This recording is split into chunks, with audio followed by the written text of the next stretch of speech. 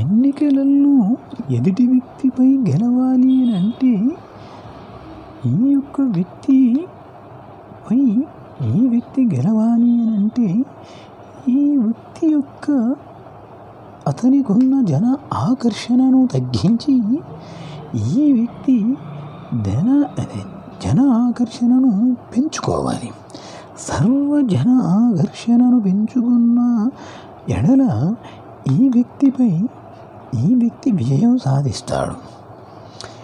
ఈ వ్యక్తిపై నశింపజేసి జన ఆకర్షణను ఈ వ్యక్తి సర్వజనాకర్షణను వృద్ధి చేసుకున్న విధానంలో ఆ విధమైనటువంటి పని జరుగుతుంది. ఇటువంటి విధానంలో సర్వజన ఆకర్షణ శక్తి అనేది దీంట్లో యంత్రం పూజ చేసి ఇవ్వడం వలన గతంలో కూడా చాలామంది ఎమ్మెల్యేలకు, ఎంపీలకు, ఇతర చిన్న జెడ్పీటీసీ, ఎంపీటీసీలకు సహా కూడా ఇలాంటి యంత్రాలు ఇవ్వడం జరిగింది.